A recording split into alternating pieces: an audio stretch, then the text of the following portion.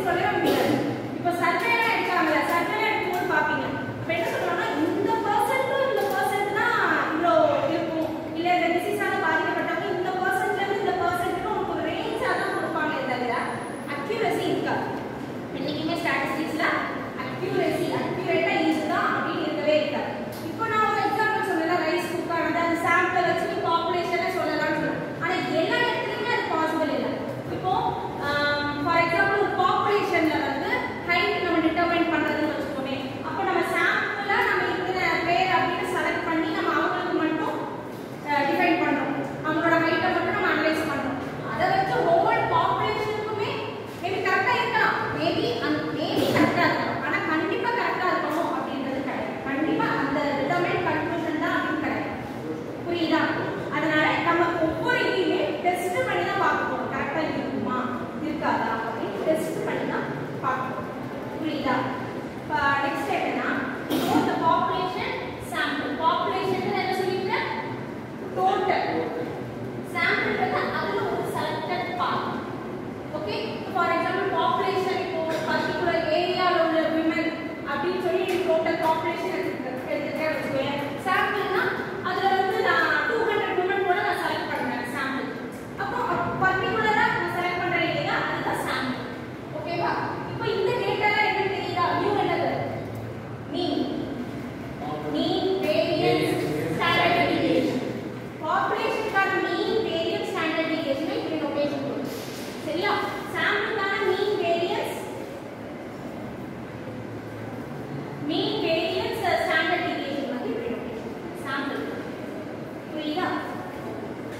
Next என்னன்னா இப்போ hypothesis சொன்னேன்ல, ஹைபோதசிஸ் எல்லாரும் நல்லா அண்டர்ஸ்டாண்ட் ஆச்சு. ஹைபோதசிஸ்னா என்னன்னு ஒரு ஜஸ்ட் ஸ்டேட்மென்ட் அவ்வளவுதான். இப்போ இந்த ஹைபோதசிஸ் வந்து டூ டைப்ஸ். ஒன்னு null hypothesis,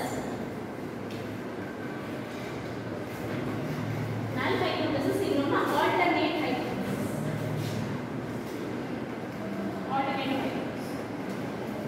ஓகேவா? இப்போ ஒரு எக்ஸாம்பிள் சொல்றேன். average height of men in Delhi is 5 feet.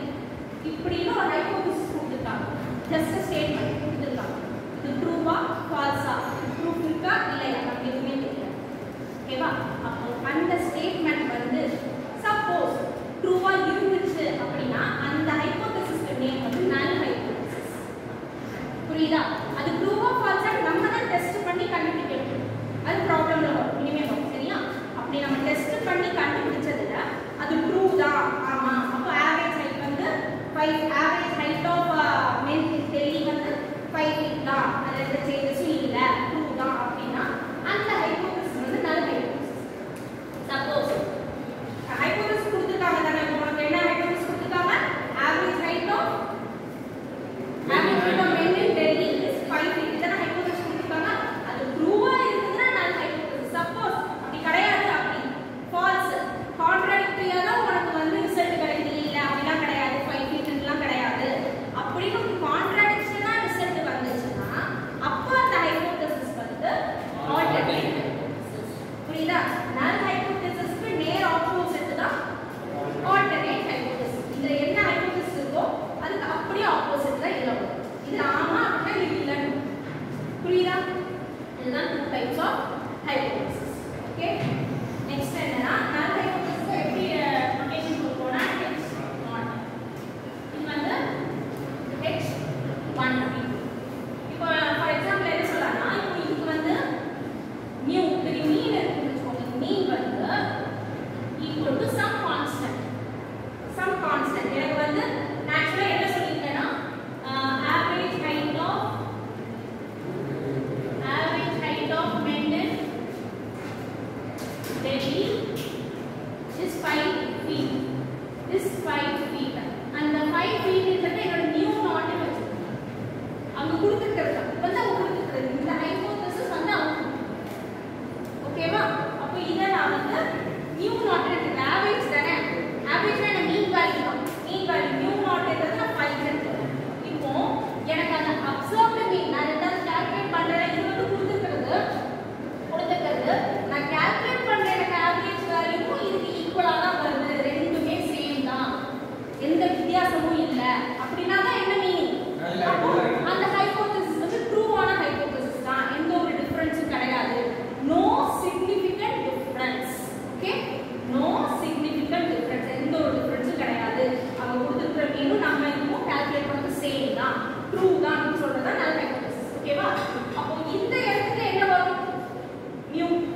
mu not equal to mu naught. mu not equal to mu naught. இல்ல இந்த மாதிரி கிடையாது. இந்த ஆவரேஜ் வேல்யூ கிடையாது. வேற ஆவரேஜ் வேல்யூ தான் வருது. டிஃபரண்டா தான் இருக்கு. டிஃபரண்டா இவங்க கொடுத்திருக்க ஹைபோதசிஸ் தப்பு. அப்படி கிடையாது. அப்படின்னு சொல்றது வந்து இந்த இடத்துல ஆல்டர்னேட் ஹைபோதசிஸ். அப்ப ஆல்டர்னேட் ஹைபோதசிஸ் சென்டென்ஸா எப்படி எழுதலாம்? Average height of men in Delhi is not 5 feet. Not 5 feet ன்னு எழுதலாம். Alternate hypothesis. நல் ஹைபோதசிஸ் இதே இருக்கு. புரியுதா? ஏதாவது டவுட்ஸ் இருக்கா? ஓகே. அப்போ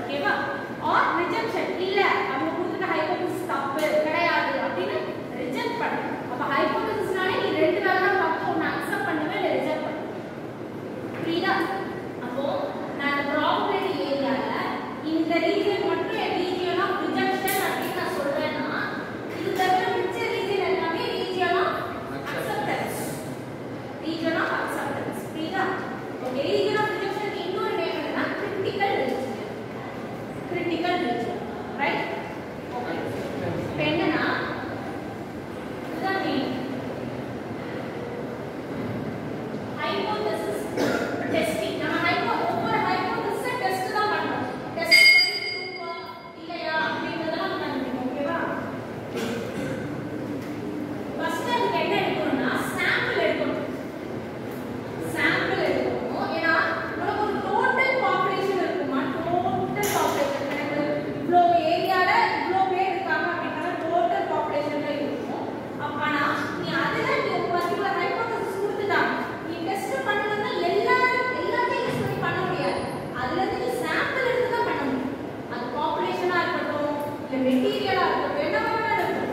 உனக்கு ஒரு லார்ஜ் அமௌண்ட் லார்ஜ் குவாண்டிட்டி தராங்க அப்படினாலே நீ அதுல பர்టిక్యులர் கொஞ்சம் கூட செலக்ட் பண்ணி அதுக்கு மட்டும் தான் டெஸ்ட் எடுக்க முடியும். டெஸ்ட் எடுத்து தான் அந்த ஹைபோதசிஸ் ட்ரூவா ஃபால்ஸான்றத கொண்டு வரணும். புரியுதா? ஓ ஃபர்ஸ்ட் சாம்பிள் எடுத்து அதுக்கப்புறம் சாம்பிள் என்ன பண்ணணும்? டெஸ்ட் பண்ணணும். ஓகேவா? சாம்பிள் டெஸ்ட் பண்ணணும். சாம்பிள் டெஸ்ட் பண்ணும்போது நமக்கு என்ன தெரியுது? ஒண்ணு அந்த ஹைபோதசிஸ் வந்து நமக்கு என்னவா இருக்கும்? நல் ஹைபோதசிஸா இருக்கும்.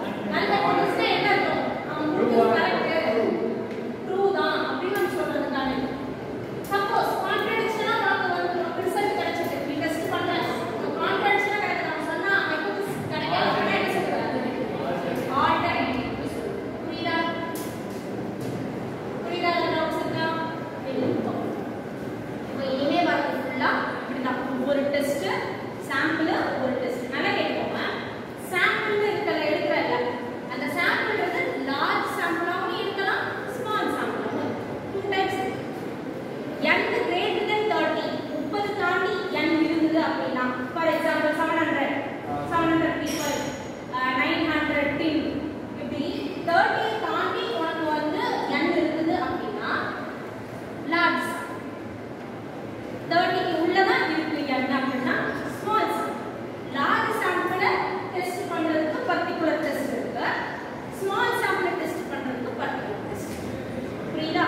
ஒவ்வொன்றும் டிஃபரெண்ட் டெஸ்ட். எப்படின்னா நமக்கு ஒரே ஒரு மீன் வேல்யூ இருக்கும்.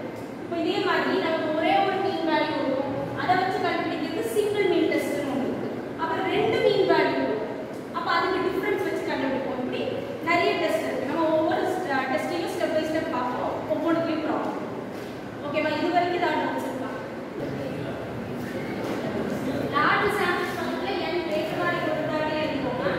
Next topic sub topic test of significance of a single mean. Next subtopic test of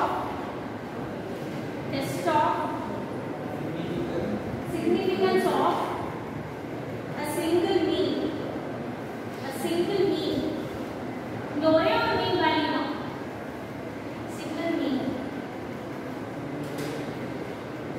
subtopic. ஓகேவா?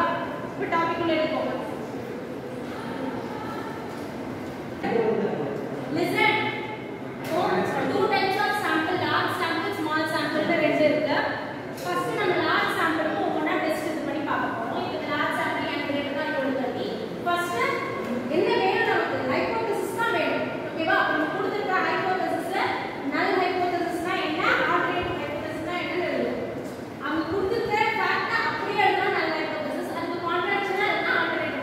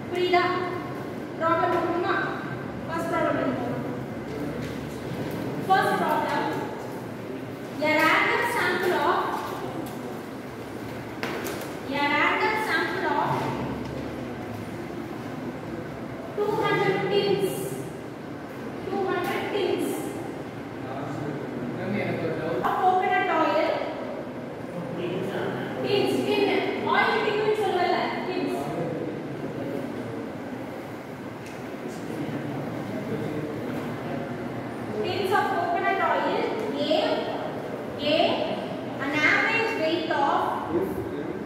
gave an average weight of a random sample of 200 tins of coconut oil gave an average weight of 4.95 kgs. 4.95 kgs. 4.95 kgs with a standard